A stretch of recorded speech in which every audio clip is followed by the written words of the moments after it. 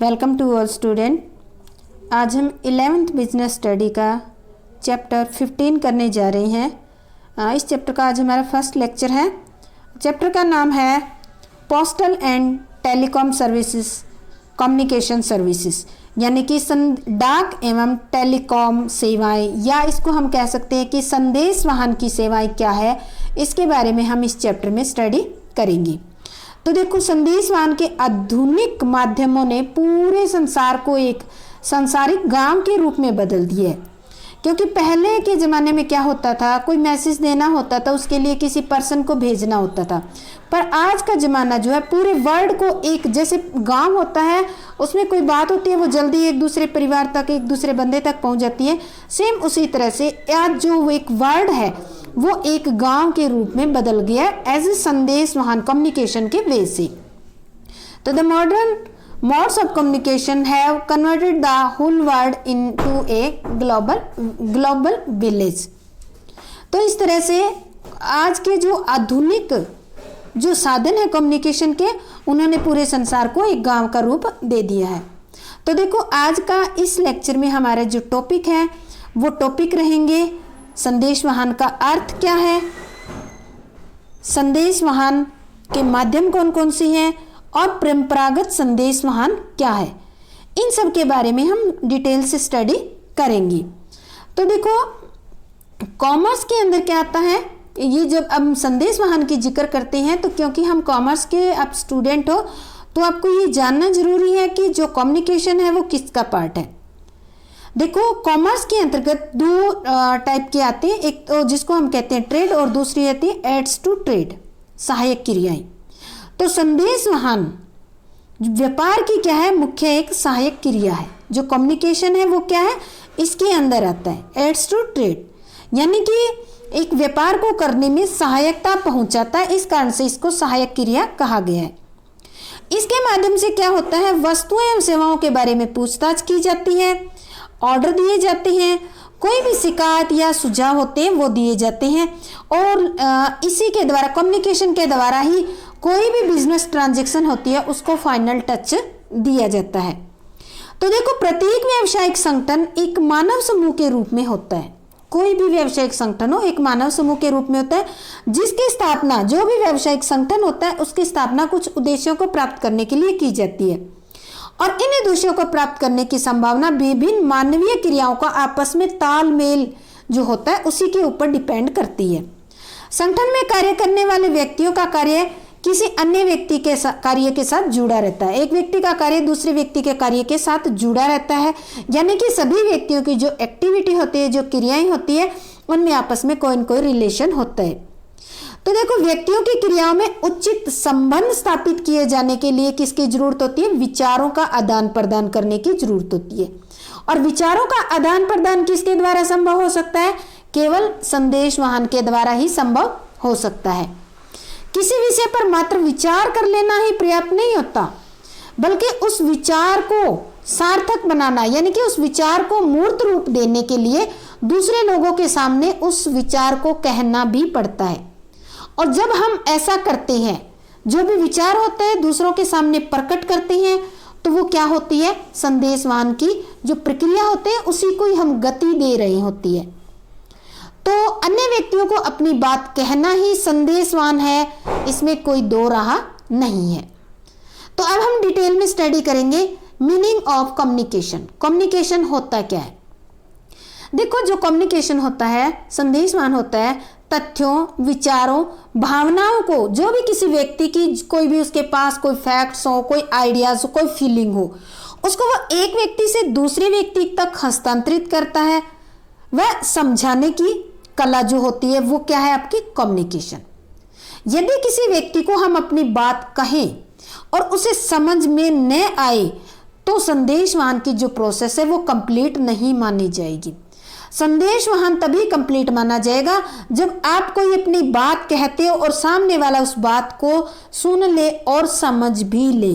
जब तक वो समझ नहीं लेगा तब तक कम्युनिकेशन नहीं होता। यानी कि अपनी बात को कहना और सामने वाले के द्वारा समझना, इसी को ही कम्युनिकेशन कहा जाता है।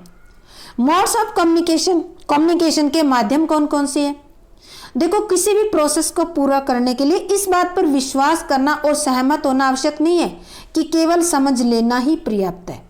यानी कि जो आपने बात कही है वो समझ लेना ही पर्याप्त है। संदेशवाहन के माध्यमों के द्वारा हम इसको समझने की कोशिश करेंगे, जिसको एक चित्र के द्वारा हमने समझाने की कोशिश की है। मोड्स ऑफ कम्युनिकेशन दो टाइप के होते हैं। पहले मोड को या तरीके को हम कहते हैं ट्रेडिशनल मोड, और आजकल के जो है वो मॉडर्न या रीसेंट ट्रेड जो है उनको कहते हैं। तो कम्युनिकेशन के जो मीडियम है उनको दो तरीके से, जो भी मोड्स है उनको दो टाइप में डिवाइड किया है, ट्रेडिशनल और मॉडर्न। अब देखो, ट्रेडिशनल में क्या था, पहले के जमाने में क्या था, जो भी हम कम्युनिकेशन है पहले के जमाने में कुछ कुछ तो आज भी ये चालू है। तो जैसे कॉरेस्पॉन्डेंस, पत्राचार करना, टेलीग्राम, ये टेलीग्राम जो है आज की तारीख में ये बंद हो चुका है। टेलीफोन, यूपीसी, पंजीकरण, रजिस्टर्ड पोस्ट, पार्सल और स्पीड पोस्ट, ये सारे के सारे क्या है आपके ट्रेडिशनल मोड्स हैं। और मॉडर्न मोड्स के अंदर क्या लेते हैं, कॉरियर की सेवाएं, फैक्स, इंटरनेट और ईमेल, ये सारे के सारे क्या है जो है मॉडर्न ये ट्रेड है। अब हम सबसे पहले डिटेल में स्टडी करेंगे ट्रेडिशनल मोड्स कौन कौन सी है। संदेशवाहन के कुल ऐसे माध्यम, कुछ ऐसे माध्यम है जो बहुत समय से प्रचलन में है, बहुत पुराने समय से प्रचलन में है। और इन माध्यमों के अंदर डाक सेवा का नाम सबसे पहले आता है, क्योंकि डाक सेवा बहुत पुरानी है। और तो इसका हम इतिहास भी पढ़ेंगे थोड़ा सा, इसमें आपको पता चल जाएगा कि ये बहुत पुरानी है। देखो, डाक सेवाएं, भारत में डाक सेवाओं का प्रचलन जो है, इसकी कहानी कहाँ से शुरुआत हुई और कहाँ तक चल रही है, इसके बारे में देखेंगे। डाक सेवाओं की शुरुआत हुई थी 1837 के अंदर। डाक सेवा का डिपार्टमेंट बना था 1854 के अंदर। रेल के द्वारा डाक सेवा शुरुआत हुई थी, रेल या वायु डाक सेवा, यानी कि जो भी डाक होती है एक सिटी से दूसरी सिटी के अंदर रेल के द्वारा भेजना, या जो सिटी दूर पड़ती है वहां देखो रेल से पहुंचने में कई दिन लग जाते हैं, तो वहां पर वायु के द्वारा यानी कि हवाई जहाज के द्वारा डाक की शुरुआत की थी, वो की थी 1907 के अंदर। शीघ्र डाक सेवा, जिसको आप स्पीड पोस्ट कहते हो, वो हुई थी 1911 के अंदर। तो इस तरह से इसका इतिहास हुआ है। ये एक एक नंबर के क्वेश्चन है आपके, जिनको ध्यान से आपको करना है। मुख्य डाक सेवाएं कौन कौन सी है, जिसके अभी ट्रेडिशन में हमने नाम पढ़े थे वही मुख्य है। सबसे पहला आता है कॉरेस्पॉन्डेंस, पत्राचार। पत्राचार संदेशवाहन का सबसे पुराना माध्यम है। इसके अंतर्गत क्या होता है, पोस्ट कार्ड व डाक बीमे की सुरक्षा भी उपलब्ध करवाई जाती है। कार्ड है, कौन कौन से होते हैं, जैसे इनलैंड लेटर यानी कि अंतर्देशीय, लिफाफे, एनवेलप, एरोग्राम, ये शामिल किए जाते हैं। अब देखो, इनको आपको ध्यान से करना है, ये एक एक नंबर के, इनके एक एक 1 मार्क्स के क्वेश्चन है दोनों, ठीक है। विदेशों में भेजे जाने वाले पत्र, जो पत्र देश के अंदर ही रहते हैं, एक देश से एक कंट्री के अंदर ही जो होते हैं, उनको कहते हैं अंतर्देशीय पत्र। एक देश की सीमा के अंदर एक स्थान से दूसरे स्थान पर जो लेटर भेजे जाते थे उनको कहा जाता था अंतर्देशीय पत्र, इनलैंड लेटर। इसके नाम से आपको पता चल रहा है, ठीक है। दूसरा आता है एरोग्राम। वो क्या होता है, विदेशों में जो पत्र भेजे जाते हैं उन पत्रों को क्या कहा जाता है, उन पत्रों को एरोग्राम कहा जाता है। विदेशों में भेजे जाने वाले पत्रों को एरोग्राम कहते हैं। तो ये 1 मार्क्स के आपके 2 क्वेश्चन होंगे। डाक विभाग द्वारा संपूर्ण संदेशों की सुरक्षा को ध्यान में रखते हुए रजिस्टर्ड डाक और बीमे की सुविधा भी उपलब्ध करवाई गई है। सेकंड आता है टेलीग्राम। टेलीग्राम जो है 160 ईयर तक सुविधा देने के बाद इसको अब बंद कर दिया गया है, क्योंकि आजकल बहुत फास्ट जो है ऐसे तरीके आ गए हैं जिनके द्वारा हम मैसेज को भेज सकते हैं। तो उन फास्ट तरीकों को देखते हुए अगर टेलीग्राम कोई भेजा जाता है तो वो कॉस्टली पड़ता है, इस कारण से अब इसका यूज नहीं हो रहा था या लोग इसको इस तरीके को अप्लाई नहीं कर रहे थे, इस कारण इसको बंद कर दिया गया है। तो देखो, तार जो होती है दूर स्थानों पर संदेश भेजने का एक अच्छा साधन है। संदेश भेजने वाला जो भी संदेश तार में लिखता है या जो का त्यों जैसे लिखता है वैसे का वैसे जो भी प्राप्त करता होता है वहां तक पहुंच जाता है। संदेश पहले एक तार से दूसरे स्थान पर स्थित तार में जाता है। यहां से तार क्या करता है, तार घर का जो कर्मचारी होता है संदेश को प्राप्तकर्ता के पते पर पहुंचाता है। और तार का खर्चा संदेश में लिखे गए शब्द, क्योंकि जो तार टेलीग्राम होता था इसका जो एक्सपेंसेस होता था वो वर्ड के अकॉर्डिंग लगता था, जितने ज्यादा शब्द लिखोगे उतने ज्यादा खर्चा आएगा।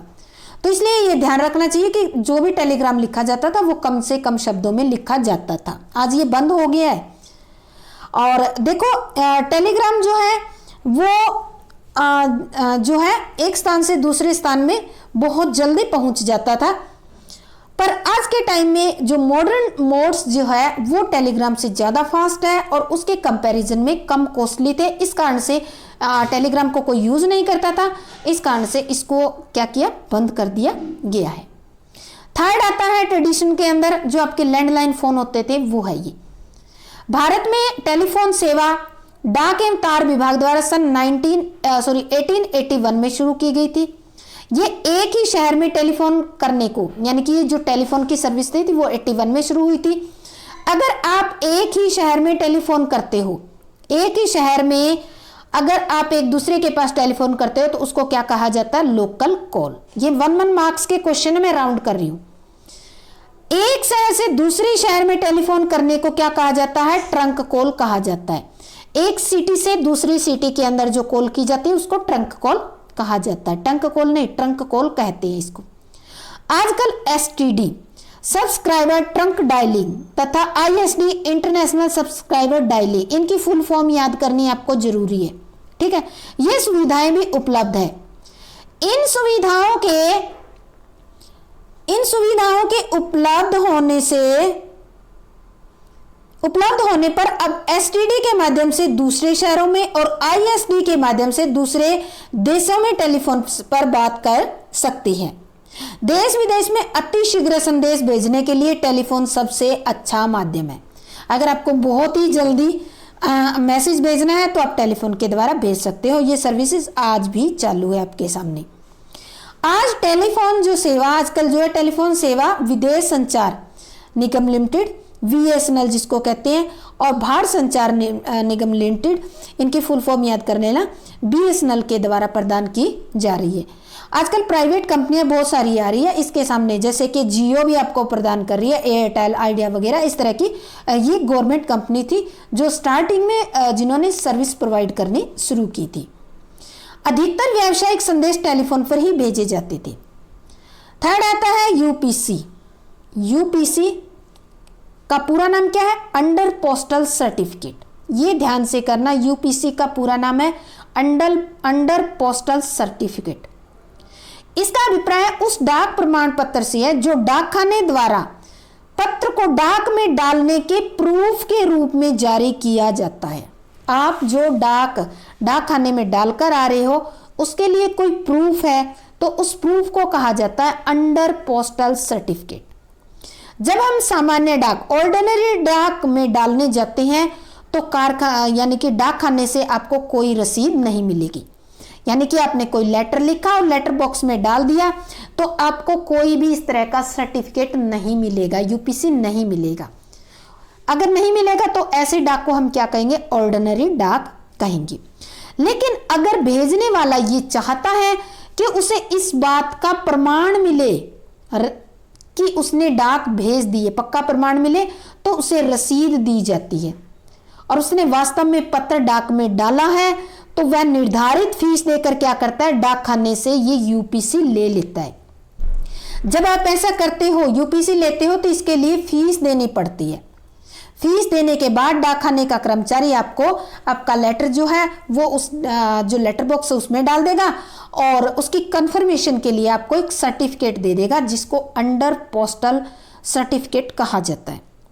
यह प्रमाण पत्र लेने के लिए प्रेषक सेंडर को एक कोरे कागज पर प्राप्तकर्ता के रिसीवर यानी कि जो प्राप्त करने वाला है या स्वयं का पूरा पता लिखना होता है। इसके लिए दोनों का, अपना और जहां भेजना है दोनों का एड्रेस लिखना होता है और उस निर्धारित राशि की उस पर कुछ डाक टिकट लगती है, 1 रुपये, 2 रुपये, 5, तो वो लगाई जाती है। पोस्ट मास्टर जो होता है उस पर अपनी मोहर लगाता है, सील, कॉमन सील लगाता है, मोहर लगाकर प्रेषक को वापस कर देता है, यानी कि उस यूपीसी के ऊपर। यह रसीद संदेश वाहन के बारे में होने वाले झगड़े के लिए इस बात का प्रमाण होगी कि पत्र वास्तव में डाक में डाला गया है। ठीक है, नेक्स्ट आता है रजिस्टर्ड पोस्ट क्या होती है। इसका अभिप्राय उस डाक सुविधा से है जिसके अंतर्गत ये सुनिश्चित किया जाता है कि डाक वास्तव में प्राप्तकर्ता के पास पहुंच गई है। इससे पहले वाले यूपीसी में क्या था, यही प्रमाण मिलता था कि आपने डाक को पोस्ट के अंदर पोस्ट कर दिया, यानी कि डाक भेज दी है, और इसके अंदर तो आपको ये भी प्रूफ मिल जाता है कि डाक वास्तव में प्राप्तकर्ता तक पहुंच गई है। पहले यूपीसी में तो केवल आपने पोस्ट कर दिया है, डाक यानी कि लेटर बॉक्स में डाल दिया, यही प्रूफ मिलता है, और इसके अंदर तो आपने जो डाक भेजी है वो रिसीवर को मिल गई है, वो प्रूफ भी मिल जाता है। अन्यथा यह प्रेषक के पास वापस आ जाती है। अगर मान लेते हैं कोई रिसीव करने वाला नहीं होता है तो ये वापस आ जाती है। यह पत्र पंजीकरण व्यय के रूप में अतिरिक्त डाक टिकट लगाकर डाक खाने में दिया जाता है। इस पर भी डाक टिकट लगती है, इस पे भी खर्चा लगता है। पत्र प्राप्त करते ही डाक खाने द्वारा प्रेषक को एक रसीद दी जाती है जो उसके पास डाक भेजने के प्रमाण के रूप में रहती है। सामान्य डाक और पंजीकृत डाक में भेद करने के लिए इस पत्र पर पंजीकृत रजिस्टर्ड पोस्ट का लिखा होना जरूरी है। देखो, दोनों ही डाक सेम लेटर बॉक्स में डाली जाती है, पर आप किसको रजिस्टर्ड डाक कहोगे, किसको आप ऑर्डिनरी डाक कहोगे। जिस डाक के ऊपर स्टैंप लगी होती है और उसके वहां रिसीव हुई है नहीं इसका प्रूफ होता है तो उसको कहा जाएगा रजिस्टर्ड पोस्ट। और जो दूसरी डाक है जिसके लिए ना तो आपको यूपीसी मिला है और ना ही रिसीव किया है, नहीं किया है डाक, इसका आपके पास कोई प्रमाण होता है तो उसको कहते हैं ऑर्डिनरी या सामान्य डाक। यदि प्रेषक चाहता है कि उसे इस बात की सूचना प्राप्त हो कि पत्र वास्तव में प्राप्तकर्ता ने प्राप्त कर लिया है तो डाकखाने द्वारा एक और सुविधा प्रदान की जाती है। प्राय पंजीकृत डाक प्राप्तकर्ता को उसके एक पोस्टल पेपर पर हस्ताक्षर लेकर उसे दे दी जाती है, परंतु इस बात की कोई भी सूचना प्रेषक को नहीं भेजी जाती जब तक कि विशेष रूप से वह इसकी मांग ना करे। जब तक भेजने वाला इसकी मांग नहीं करता है जो है ये प्रेषक के पास नहीं भेजी जाती। यदि प्रेषक डाक प्राप्ति की वापस जानकारी चाहता है तो उसे पत्र के साथ एक्नॉलेजमेंट ड्यू कार्ड, ये एक्नॉलेजमेंट है, एक्नॉलेजमेंट ड्यू कार्ड जो होता है डाक कार्ड, एक्नॉलेजमेंट डाक कार्ड आएगा भी भेजना होता है। इस कार्ड पर डाक की स्पुर्दगी लेते समय प्राप्तकर्ता हस्ताक्षर करता है। अगर आप भेज रहे हो तो आप अपने लेटर के साथ एक्नॉलेजमेंट डाक कार्ड भी भेजोगे जिस पर आपका जो डाकिया है वो ये पोस्ट लेकर जाएगा, तो जो रिसीव करेगा उसके सिग्नेचर लेगा और फिर ये एक्नॉलेजमेंट डाक कार्ड जो है रिसीवर के साइन करने के बाद आपको भेज दिया जाता है। यह कार्ड सभी डाकखानों में उपलब्ध होता है और प्रेषक इस पर अपना पूरा पता लिखकर इससे पत्र के साथ नत्थी कर देता है और इस पत्र के ऊपर रजिस्टर्ड पोस्ट विद एडी लिखा जाता है। नेक्स्ट आता है पार्सल। पार्सल क्या होता है? इसका अभिप्राय डाक सुविधा के उस प्रकार से जिसके अंतर्गत वस्तुएं देश और विदेश में भेजी जाती है। यहाँ वहां पर तो अभी तक हम बात कर रहे थे केवल डाक की, पत्र की बात कर रहे थे। यहाँ किसकी बात कर रहे हैं? वस्तुओं की बात कर रहे हैं। पार्सल के माध्यम से आप वस्तुएं एक जगह से दूसरी जगह, एक देश से दूसरे देश में भेज सकती हैं। माना कि हम अपने मित्र को एक मोबाइल फोन भेजना चाहते हैं जो पास के किसी शहर में है। इस उद्देश्य के लिए हम क्या करेंगे? पार्सल डाक सेवा की मदद ले सकती है। इस सेवा के अंतर्गत विशेष आकार और वजन के पार्सल के स्थानों पर भेजे जाते हैं। डाक व्यय जो होता है, खर्चा जो होता है पार्सल के भेजने पर निर्भर करता है और उसके वजन पर निर्भर करता है। देश के अंदर और देश के बाहर भेजे जाने वाले पार्सल पर अलग दर से डाक व्यय लिया जाता है। स्पीड पोस्ट क्या होती है? इसका अभिप्राय डाक सुविधा के उस प्रकार से है जिसके अंतर्गत डाक अति शीघ्र प्राप्तकर्ता के पास पहुंचाई जाती है। इस सुविधा के अंतर्गत डाक खाने द्वारा निर्धारित समय पर व गारंटी के साथ डाक जो है स्पुर्द की जाती है। प्रपत्र व पार्सल सभी को तेज गति से प्राप्तकर्ता के पास भेजे जाते हैं। इसमें स्पीड, इसके नाम से ही आपको पता चल रहा है कि स्पीड पोस्ट से लेटर भेजे जाते हैं। इसमें क्या होता है, पत्र और पार्सल सभी को तेज गति से प्राप्तकर्ता के पास भेजा जाता है। यह सुविधा कुछ विशेष डाकघरों पर ही उपलब्ध होती है। तिरक डाक पर सामान्य डाक से ज्यादा खर्चा लगता है तथा ये इसके अनुसार व्यय होता है, इसके यानी कि जो वेट होता है आप ये कह सकते हो, उसके अकॉर्डिंग इसका खर्चा लगता है, वेट के अकॉर्डिंग, या ये कह सकते हैं कि दूरी के अकॉर्डिंग भी इस पर खर्चा लगता है। जितनी ज्यादा दूर आप भेजोगे उतना ज्यादा खर्चा होगा, जितनी कम दूर भेजोगे उतना कम खर्चा होगा। तो ये आज हमारा पहला टॉपिक जो है ट्रेडिशनल मोड्स ऑफ कम्युनिकेशन जो हमने पढ़ा है, उम्मीद करती हूँ कि आपको अच्छी तरह से समझ में आ गया होगा।